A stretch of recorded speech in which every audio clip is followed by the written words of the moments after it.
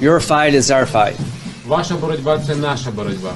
2017 will be the year of offense. Рік 2017 рік буде ріком нападу. All of us will go back to Washington and we will push the case against Russia. Ми всі повернемося до Вашингтону і ми будемо відстоювати санкції проти Росії. Enough of a Russian aggression. Досить вже російської агресії. It is time for them to pay a heavier price. Час вже, щоб вони заплатили важчу ціну. I believe you will win. I am convinced you will win, and we will do everything we can to provide you with what you need to win. Я вірю в те, що ви виграєте, переможете. Я переконаний в тому, що ви переможете, і ми вам допоможемо всіма можливими засобами. Це те ж саме гільзи з ворожих БМП, які розмальовані художництвом Бердянська. З Новим роком, дорогі мої!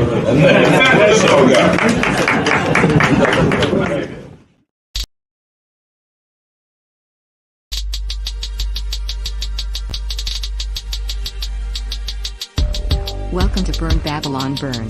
This is not a news show. It's an opinion show. We encourage you to do your own research. We do not give financial, legal, medical, or any kind of advice. Now enjoy the show.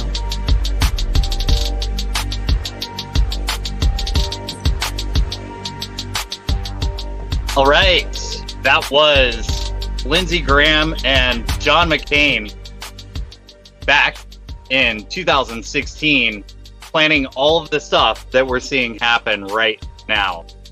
So this is not something that just came out of the blue in January, February. And it's being escalated every week. And the escalation, in my mind, is wild because it's not a well planned out escalation. In my mind, it's just wild that they threw Elon Musk's proposal for peace out the door. For it was just simply like, oh no, we're just gonna keep it going. It's like, well, just give up the regions that don't even give up the regions. Have the UN, or I think, was it the UN, or who was it that Elon Musk proposed? Yeah, he proposed it be the UN overseeing the election, and yeah, this is something that was thrown out the door whenever Boris Johnson went to the Ukraine to tell Zelensky not to negotiate whatsoever. So we've got full throttle into World War III. Yeah. It makes no sense. I mean, you've got the richest person in the world who, by the way, guys, he's the reason that you guys are possibly winning, because he's got you those, not the Neuralink satellites, but the Starlink. Starlink, yeah, the Neuralink is the other one. But yeah, the Starlink. The Neuralink was the one that could turn us into the Matrix. But the Starlink satellites. Zombies. Yeah, so, anyway, we could go into Matrix lore if you want to, but let's not do that on this podcast today. Maybe some other day. I'll save it for the Doom Kitchen. There we go. Actually, that would be a fun one. We should do a Doom Kitchen where we just talk about lore of something. Anyway, but you've got the guy that's actually one of the reasons you guys, are at least appear to be winning. He's proposing some type of peace plan that seems fairly reasonable to me. And then they start bashing him immediately. And it's like, dude, like, he's part of your support group. Like, seriously? I have the news clip for it from Rothschild-owned Reuters. Here we go. The world's richest person, Elon Musk, has enraged Ukrainian officials by asking Twitter users to weigh in on a plan to end Russia's war in Ukraine. Musk created a poll via Twitter, after which Ukrainian President Vladimir Zelensky responded with his own poll, tweeting, "Which Elon Musk do you like more?" The options being one who supports Ukraine and one who supports Russia. Musk, in a tweet, proposed UN-supervised elections in 4 occupied regions that Moscow last week moved to annex after what it called referendums. The votes were denounced by Kyiv and Western governments as illegal and coercive. The proposed plan by Musk included Russia leaving, quote, if that is the will of the people. And he suggested that Crimea, which Moscow seized in 2014, be formally recognized as Russia, that water supply to Crimea be assured, and that Ukraine remain neutral. Musk asked Twitter users to vote yes or no on the plan. But Musk didn't stop there. He followed up with another poll, tweeting, "Let's try this then. The will of the people who live in the Donbass and Crimea should decide whether they're part of Russia or Ukraine." Supporters of Ukraine fired back. Lithuania's president tweeted in response, "Dear Elon Musk, when someone tries to steal the wheels of your Tesla, it doesn't make them legal owner of the car or of the wheels." But Musk said he didn't care if his proposal was unpopular, arguing that he did care that millions of people may die needlessly for an essentially identical outcome. The Twitter storm was met by at least one expletive from a Ukrainian official, Ukraine's outspoken outgoing ambassador to Germany, Andrei Melnik, who tweeted, "Fuck off is my very diplomatic reply to you, Elon Musk." Well, we're going to have explicit content today. But it's like 9 out of 10 of our episodes are anyway. It's usually you.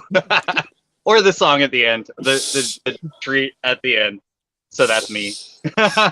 Yeah. Oh my gosh. It just and do they just want war, or like? I mean, Yeah. there's theories that Putin is like on prednisone and all sorts of other stuff that's pushing his aggression higher. And then, of course, you've got the Ukraine leader playing. You've got the Ukraine leader. Stuff. I don't agree with that one necessarily, but they're the ones that are always talking about Putin being a madman and Putin being like hell-bent on restarting the USSR and all this other stuff. No, this is all from provocation from NATO countries and Ukraine being basically a terrorist. I mean, they're a terrorist. They killed Dugina, Daria Dugina, and so the pipeline just went up, and that probably wasn't Ukraine. Might have been. We don't know for sure.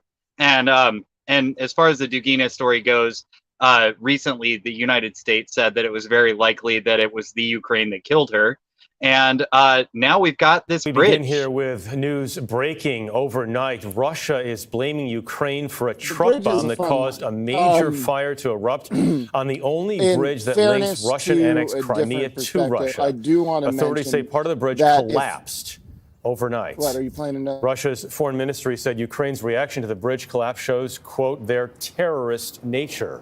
Russia has used the strategic bridge to transport weapons for its war in Ukraine. Charlie D'Agata is in Ukraine with the very latest on this. Charlie, good morning. Good morning to you. This is a major escalation this morning. Moscow had threatened Kyiv with reprisals if that bridge was attacked. One military analyst called it a punch in the face for President Putin on his 70th birthday. Images all over social media this morning show the Kerch Bridge to Crimea in flames, the railway bridge ablaze, and a section of the parallel road bridge collapsed into the sea. Russia's state media blamed the blast on a car bomb. A spectacular explosion setting fire to 7 railway oil tankers just after 6 a.m. The bridge is the only link to Crimea from the Russian mainland, a hated symbol of Russia's illegal land grab since 2018, when President Vladimir Putin personally drove a truck across it at the official opening. The bridge, and Crimea as a whole, was thought to be beyond the reach and capability of Ukrainian forces. But the past 2 months has seen a series of attacks on Crimea, and the Ukrainian government has repeatedly vowed to take the peninsula back. It comes as Ukrainian forces take ever more territory in the east and the south toward Kherson. In nightly addresses, President Zelensky reading out recaptured towns like a shopping list. Населені пункти як Нововоскресенське, Новогригорівка і Петропавлівка. Yet, Russian forces are fighting back too, pummeling the frontline city of Bakhmut in the Donbass region and launching long-range missiles into residential areas like the attack on the apartment block in Zaporizhia, where the death toll has now risen to 14. More innocent victims of Putin's war. President Zelensky said Ukrainian forces have recaptured roughly 1,000 square miles of territory since this recent counteroffensive began, an area roughly the size of Yosemite National Park. Dana? All right, Charlie, thank you. Okay, yeah, the not very objective news from the Big Five, CBS being that one, and yeah, so they go and they blow up the bridge that connects the two countries, and it seems like you had something to say back there. Yeah, I thought we were going in a different direction, but one question that I have to pose is this: when the U.S. fought for its independence, we were called terrorists, and I'm just playing a little bit of devil's advocate here. It's not what I believe, and I fully acknowledge that Ukraine is very corrupt, but there is a lot of times the libertarian side of the argument is like I understand that we're trying to avoid of World War III. I get that. To me, it's if you're trying to avoid World War III, I totally get the argument, but also the other side of the argument is if you're trying to keep your independence, yes, you are going to attack them on their home base at some front because they're attacking you at their home base. So I'm not necessarily comfortable with trying to call it terrorism.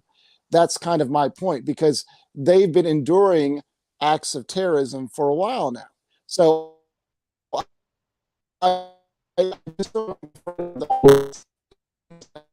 Okay, I'm losing your audio there. Your Wi-Fi is popping out, but I personally believe that Ukraine is a terrorist organization, and this isn't the first time that the United States has sponsored terrorist organizations throughout the world. So it really comes as no great surprise to me. And every time I see Zelensky, I get more and more angry at all of the money that's going to him and all the provocation toward World War III. Eventually, it's going to make this hotter. It has to get hotter now. And now Russia can take off their kid gloves, and then the other side gets to escalate. And it seems like the intention is to get this started. So I don't disagree with you on those other points. The only point I would disagree with you on is calling it terrorism. That's the only area that I would disagree with you on. On the other things, we need to de-escalate World War III coming. That's what we need to focus on. I don't have any problem with us saying we should not be funding Ukraine. That is, to me, a totally plausible statement to make. We do not need to be funding Ukraine. We need to stop funding these wars that escalate. But for my previous point, I'm fine with that. I would not. I just don't want to call it an act of terrorism. I'll call it an act of terrorism, but I would. Okay, just United States, stay out of it and let Russia plow over them, because they deserve it. They're a terrible country. They've only been around 30 years, and whatever they're fighting for is just more globalism. So I'm going to take the firm stance that screw the Ukraine, and I don't care what happens to them. They deserve to be ruled by Russia, and they deserve everything they're about to get. And this is my perspective on this. If Ukraine deserves to be an independent country, then they would create a society that actually allows for production, creativity, and a building block to actually build something better and create their own independence. But just funneling money towards them nonstop at our own detriment, that doesn't make any sense. I'm trying to think of a better, more diplomatic way to say this. It's critical that this proxy war continue for the globalists, because and that's why they're funding it like this. This is a key part of what's coming next. This is a key part of the Great Reset. Yes, but but I don't have a problem with people fighting for their own independence. I don't have a problem with that. If I was, they're not fighting. They're fighting to be a part of the NATO. They're fighting to be a part of the EU. They're fighting to. That's a good way to say it. Oh, yeah, you got a good. Yeah. That's a good way to. That's a really good way to connect it. They're fighting to be part of the global community on a larger scale, but it's still like it's almost like we're missing a part here, because the whole thing doesn't make that much sense. I mean, it does. I really need to just see a map of if Russia gets the Donbass region, does that give them access to the sea, and then they'd be appeased? That's Crimea. Well, Crimea, they as long as that, do we just allow them to say, hey, we're not going to dispute Crimea anymore, and that gives you access to the sea? Like, why is Russia aggressing in this way? What are they trying to prove? It has a lot to do with the pipeline, which is no longer a situation, because Russia and Germany had an agreement with gas, and Russia was going to provide their gas. Now, terrorists, whoever it was, decided to blow that up and commit eco-terrorism because, hey, that's fun, and continue to provoke the bear. So I still think the U.S., well, Biden's administration, to be more specific, is most likely for that specific thing on the Nord Stream pipeline. But to me, it's just like a cock-wagging contest at this point. Nothing makes sense. It's not like World War II. It's more like World War One.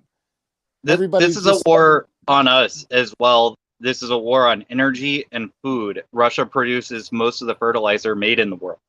So whenever all the food shortages.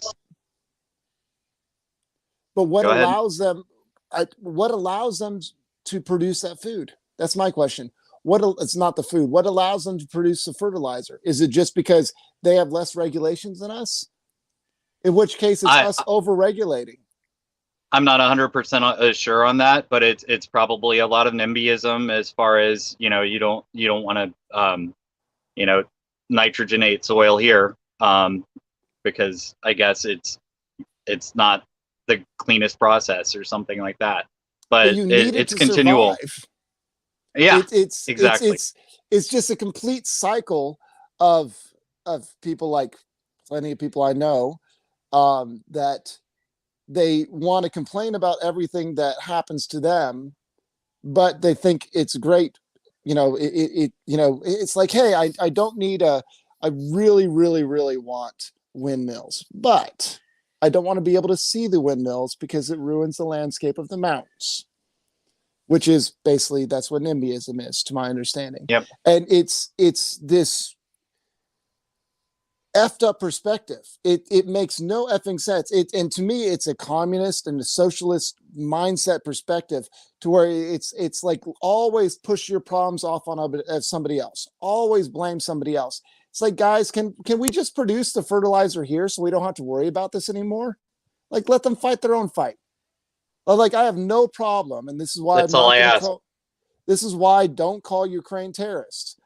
Well, I do, but that's all I ask for us to stay out of. but my thing is just like, look, let's just stop funding them. Let them fight for their own freedom or whatever it is.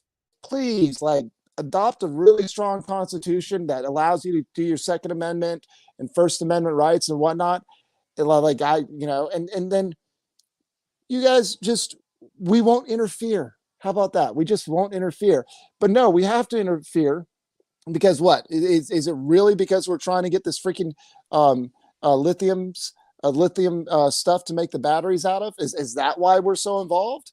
To me, it might be part of, like, oh, Hunter and Joe Biden, they've got a partnership in some 50% partnership in a lithium mine over in Ukraine. And so they really want to keep that mine. So they're just going to start sending billions and billions of dollars over there just to be able to make sure that they get their percentage. It's a dick wagging contest at this point, in my opinion. It's just a full on dick wagging contest. And then whenever somebody like Elon Musk comes in to actually try to solve the problem and create peace, it's like, no, fuck off. We're trying to wag our dicks in each other's faces.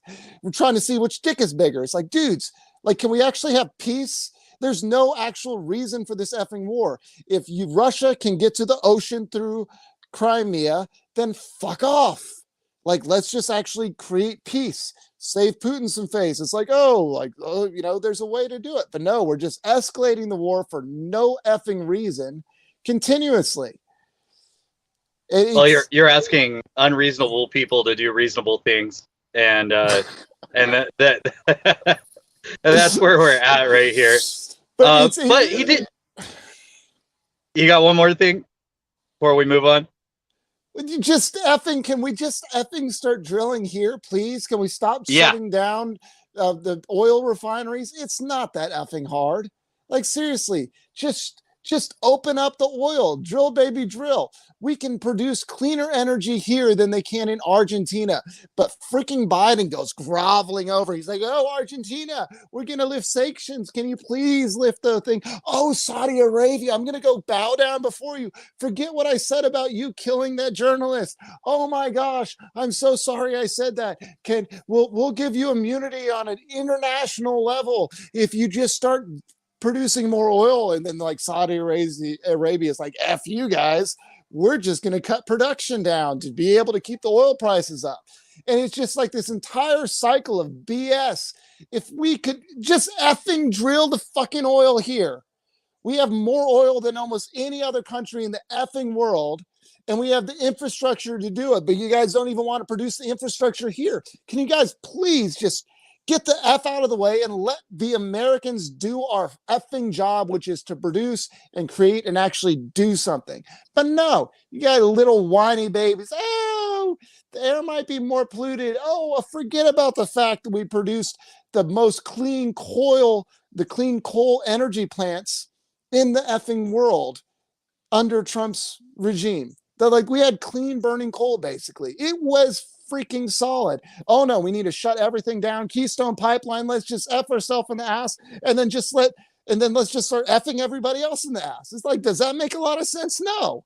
It's like, well, it does whenever your government, idiots. When your government's 100% captured by the military-industrial complex, as it has been for about half a century, if not longer, it makes a ton of sense. These people are making money off of the blood of young men and women. Well, these effing politicians can't figure out how to make any money on their own, so therefore they just have to start bribing everybody else to shut down the access for actual entrepreneurs to produce their own things. It's like, oh, we're just going to shut down your ability to do things. Effing PayPal trying to shut things down on certain levels for misinformation. It just makes everything's. It's like the managerial class is just trying to stop people being able to produce and build because they're scared of losing power because they don't actually know how to do it on their own. You know how long it took me to learn how to do sheetrock? 3 months. And I can do sheetrock. I got paid $400 yesterday for a sheetrock job because I actually spent the time to learn how to do it. And I put myself out there and was like, hey, I can solve this problem for you. And that was and as long as information's not censored the way it has been, then we can learn any skill. We're in such a golden age as far as information goes, but we've got a whole bunch of people that don't want us to learn and don't want us to think and do for ourselves, and a lot of people that would rather watch cat videos or plug into the metaverse and have AI girlfriends or whatever else they're doing. We're funding a war over nothing because you guys are too selfish to actually figure out how to do what you have the ability to do. F-tards. Yeah. Oh, it's gonna get hotter and hotter until it becomes nuclear, I think. And that's really frightening. So while we're griping about Biden, let's talk about something good that he did. It sounds like he's finally made a good maneuver. As I said when I ran for president, no one should be in jail just for using or possessing marijuana. It's already legal in many states, and criminal records for marijuana possession have led to needless barriers to employment, to housing, to educational opportunities. And that's before you address the racial disparities around who suffers the consequences. While white and black and brown people use marijuana at similar rates, Black and brown people are arrested, prosecuted, and convicted at disproportionately higher rates. So today, I'm taking 3 steps to end this failed approach. First, I'm announcing a pardon for all prior federal offenses for the simple possession of marijuana. There are thousands of people who are convicted for marijuana possession who may be denied employment, housing, or educational opportunities as a result of that conviction. My pardon will remove this burden on them. Second, I'm calling on all governors to do the same for state marijuana possession offenses. Third, the federal government currently classifies marijuana as a Schedule I substance, the same as heroin and LSD, and more serious than fentanyl. It makes no sense. So I'm asking the Secretary of Health and Human Services and the Attorney General to initiate a process to review how marijuana is scheduled under federal law. Even as federal and local regulations of marijuana change, important limitations on trafficking, marketing, and underage sales should stay in place. Too many lives have been upended because of our failed approach to marijuana. It's time that we right these wrongs. It's nice to see him read something good off of the teleprompter, although he's doing it for whatever wokey reasons that, or claiming. Let me open a little bit on this one. Ooh, pardon. I should have muted the mic there, but I'm sorry. But do you know why it's the darker skinned people that actually sell more drugs? Because of the drug war, we used to send the cocaine directly to those neighborhoods, and that's all the things that happened through the 80s. Check out Dark Alliance, Gary Webb. One of the main reasons is that it's really simple. If you get welfare checks, and if you make them above a certain amount of money, you stop getting those welfare checks. Like the amount of money, I can't remember the exact numbers, but let's say for a family, they get $2,000 a month in welfare checks. For an unskilled person, or even a skilled person, as a server, I bought 2 houses making $500 a month as a server, and I was making more than most any other server around me. I was decently good at my job. Remember, I'm in Alabama. It's not like I made that.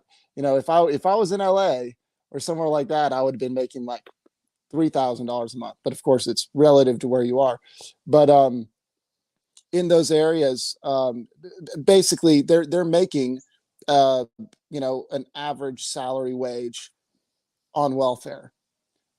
In order to get into the market, in order to start producing a legal wage, they have to lose that welfare status.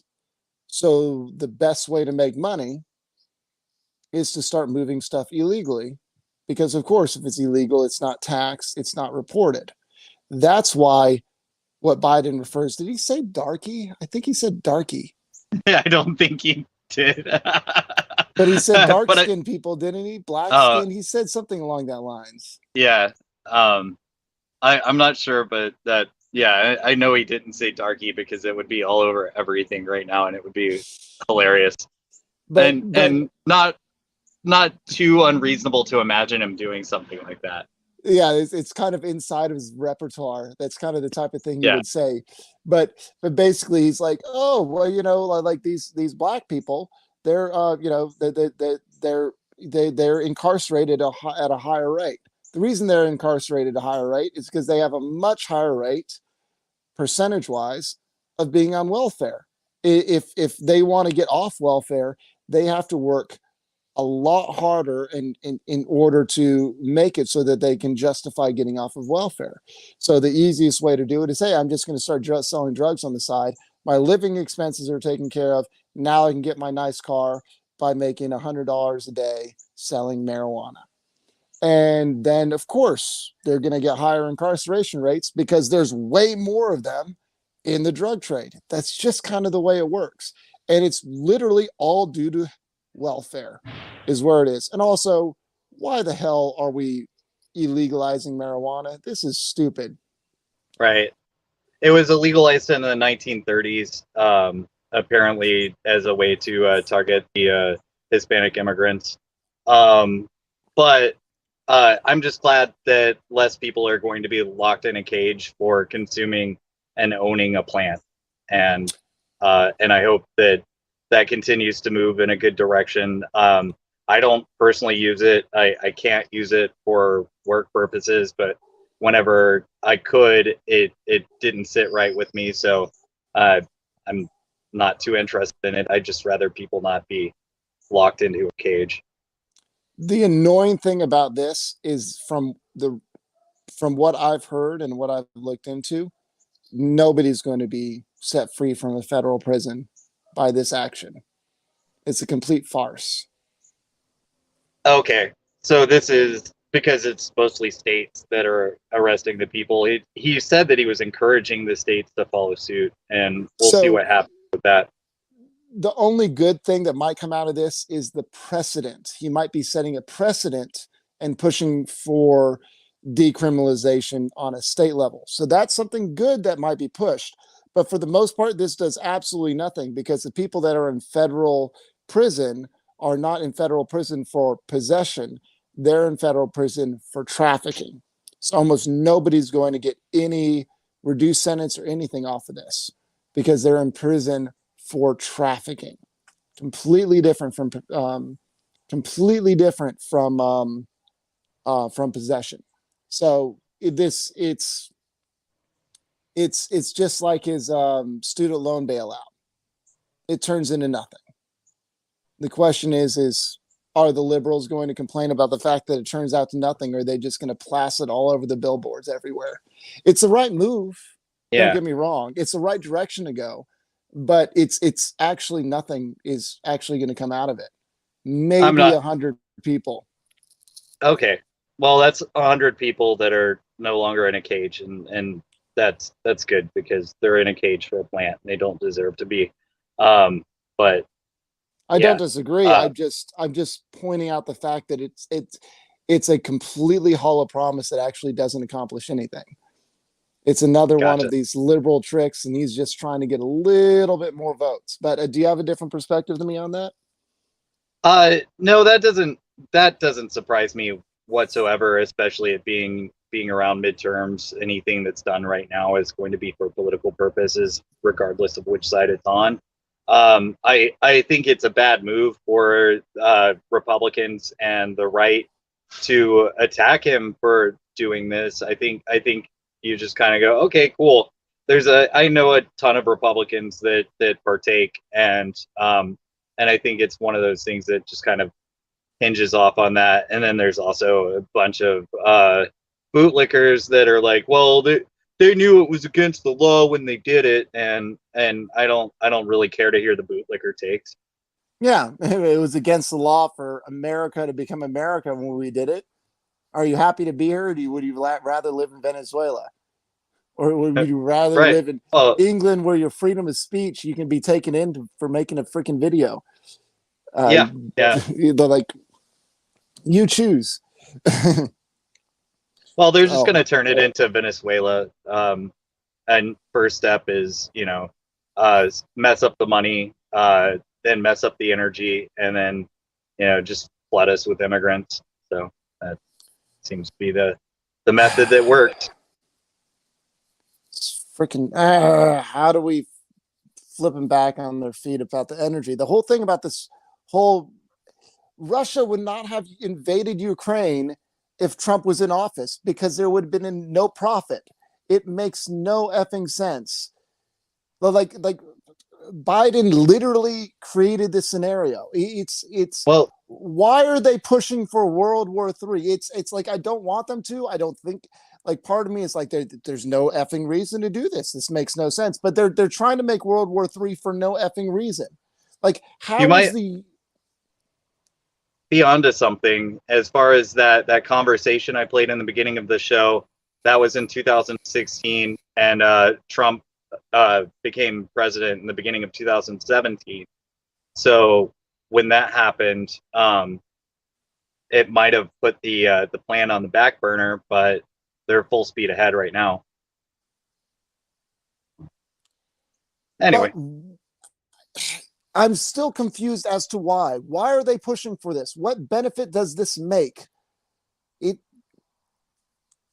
There's another thing that I didn't mention before is that in 2014, Putin kicked out all the Soros NGOs, and all the Soros NGOs are the reason why we're so screwed up, and the reason why Europe is so screwed up.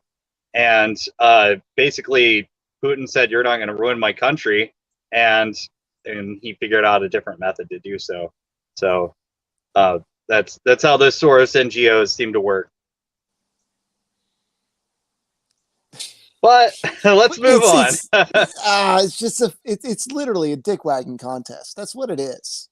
It's I think it's beyond that, but it's, you know, people are going to treat it that way.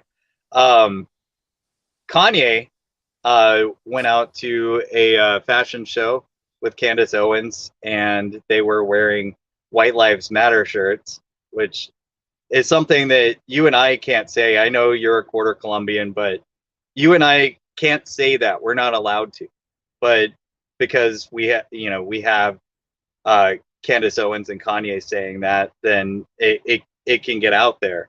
A black person can say Black Lives Matter. White person can't say White Lives Matter. We couldn't even say All Lives Matter, which is which really is the appropriate response to that. They turned it into some sort of, you're being a racist and all this other stuff, because that was the uproar of that time. And now Kanye, just being Kanye, is he's such a good troll. He's also really good at speaking.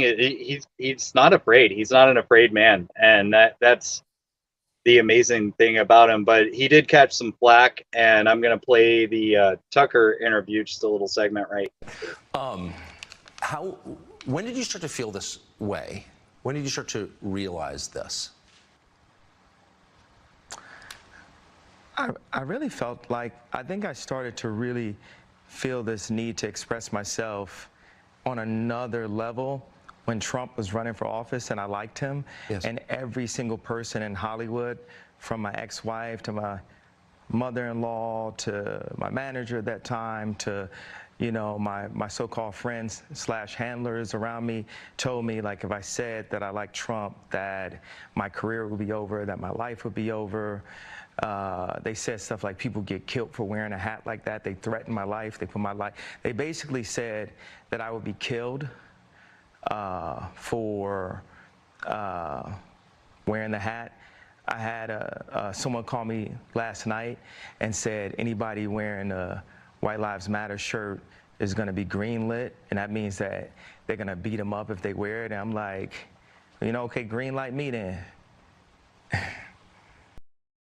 I like the shrug at the end. Sorry, I had to leave that in there. It was just perfect. You're muted. There we go. It's just that little perfect little additive. This guy is an actual. I mean, he might be a legitimate genius, but he definitely is a genius in marketing.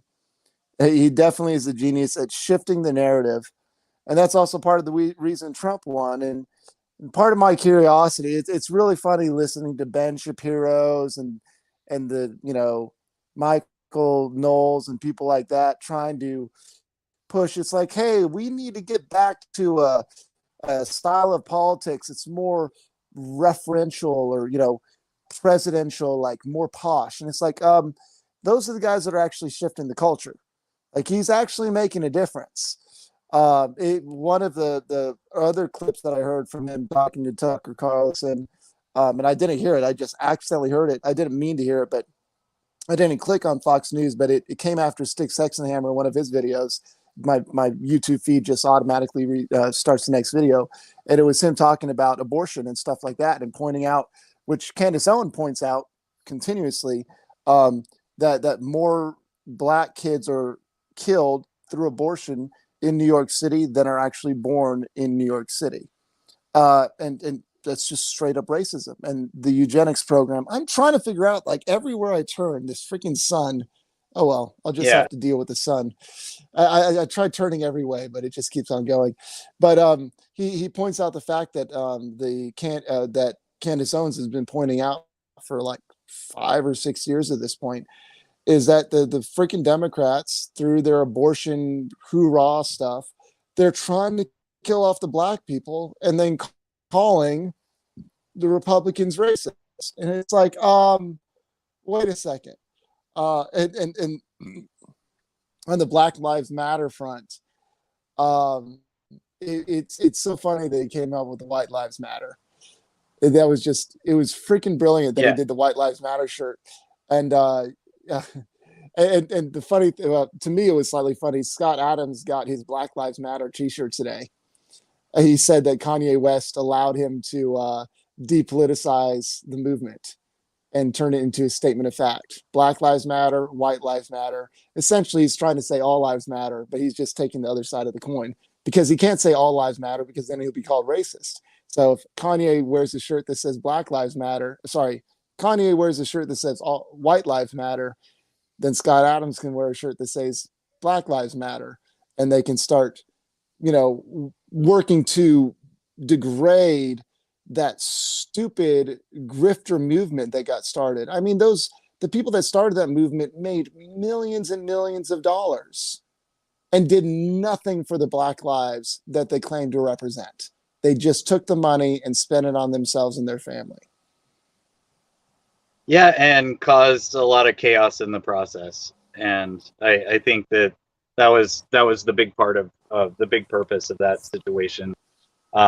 And notice also that while they're going to they've got the feds monitoring what you say on Facebook and your private messages, and absolutely no one from Black Lives Matter or Antifa has been turned in the same way. So they're serving their purpose, and so they're letting them do their thing. And just to bring it in a full circle, it's like the government's just the government just supposed to be governed by the people. The politicians are just serving their own purpose in Ukraine and their own purpose in Russia. They're actually not looking out for the people. They're just laundering money. Yeah, they're just serving their own purposes because they can't actually be creative and work hard and do things on their own. They just put up roadblocks in front of other people because they're scared of losing power. It's like, dude, I don't want to take over your position. I want to build a real estate empire and a lawn care empire. Like, I want to actually be able to do stuff. Stop making things harder for me. Please, can you stop inflating money? At some point, the old ladies aren't like, this is how stupid it's getting. The old ladies that are on pensions cannot pay for their lawn care. Yeah. And then they're going to get fined for having their yards overgrown. I had an old lady message me earlier this week and saying, "I'm sorry, hon, but I can't afford for you to take care of my yard anymore." So my choices are to do it for below cost and actually lose money every single time I take care of her yard, or to drop her as a customer. What am I supposed to do? Work for her at my own cost? Like, actually like lose money every time I take care of her yard? It's wear and tear on equipment. Like the pension that she's giving from her job or from Social Security is not enough to take care of the house she's living in. It's the cycle that they're putting people in it's destructive. It's going to end in chaos because of greed of people. That's what they want, though. But they're going to call me the greedy business owner. Why can't you work for $5 an hour cutting this lady's grass? Yeah. And maybe they'll somehow make you do it because that seems to be one of the styles that has been employed before. So, yeah. Let's end on a parting story. Here's a parting story.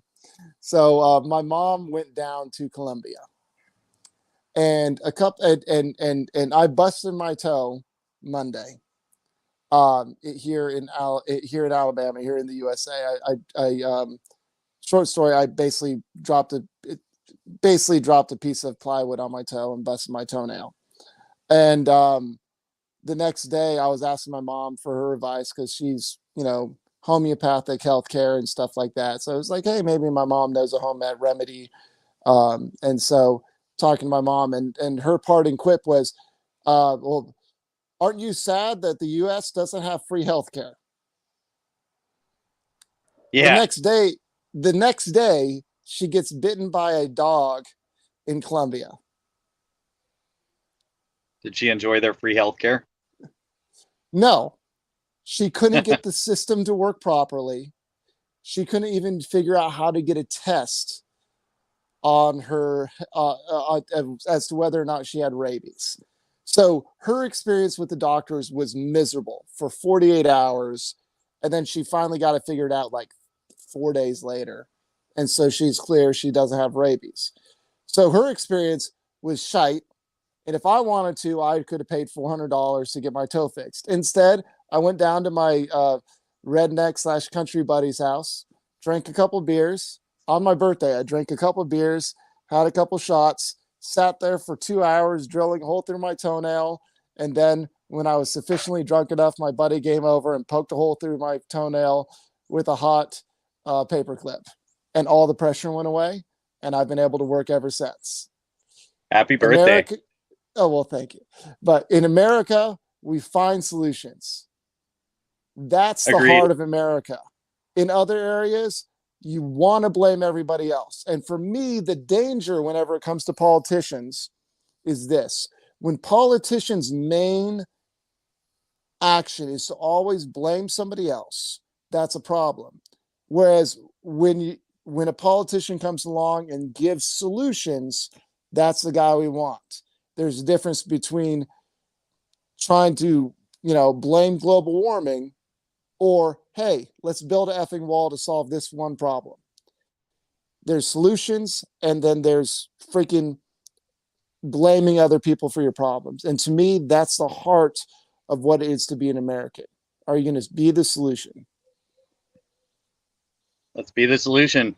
So because Kanye made it cool, just yesterday, Mises came out with this brand new song. It's called White Lives Matter. Gosh, yes. It's amazing whenever somebody can pop something out like 2 or 3 days later. That's really awesome, and I'm very impressed with what's going on.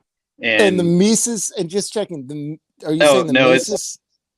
It's Mises, like Mises, Jesus with an M, but he's yeah. Okay, but Saint Saint Mises. Yeah. But if the libertarians get to a point where they could actually do that, the Mises Caucus, if they get to a point where they can do that, that's where my respect goes towards them, and they will become the next big political party. If they can actually pull that off, they could pull that off. I don't think that they're ever going to be a next big political party, but Mises is not related to Ludwig von Mises. So you got me excited. You got me really excited for a second, but okay. Anyway, it came out yesterday. It's a banger, and I'm gonna play it now. Just another hit single, baby, batter up. Love it or hate it, everything I say is facts, bruh. So fall back, cuz Black Lives Matter, right? So why you mad at me when I say White Lives Matter, huh? Yeah, I said White Lives Matter, yo. I ain't with the chit chat about this and that, bruh. So fall back, cuz Black Lives Matter, right? So why you mad at me when I say White Lives Matter, huh? Oh no, Charlie in the mix again. Big ball, sorry you ain't fixing him. Big ball, but it isn't cause of privilege, cause I work my tail all like fitness chicks in the gym. Like a Kanye workout. They all said he crazy, look what Kanye worth now. White lives matter like Kanye's shirt. How? Sway, can you say I ain't earned my work? Wow. Underrated is an understatement. My skin and my wins both are unrelated. Call me racist, but won't come and say it to my face, cause you scared I put hate. Just another hit single, baby, batter up. Love it or hate it, everything I say is facts, bruh. So fall back, cuz Black Lives Matter, right? So why you mad at me when I say White Lives Matter, huh? Yeah, I said White Lives Matter, yo. I ain't with the chit chat about this and that, bruh. So fall back, cuz Black Lives Matter, right? So why you mad at me when I say White Lives Matter, huh? Yeah. Oh no, Charlie in the mix again. Big ball, sorry you ain't fixing him. Big ball, but it isn't cause of privilege, cause I work my tail all like fitness chicks in the gym. Like a Kanye workout. They all said he crazy, look what Kanye worth now. White lives matter like Kanye's shirt. How? Sway, can you say I ain't earned my work? Wow.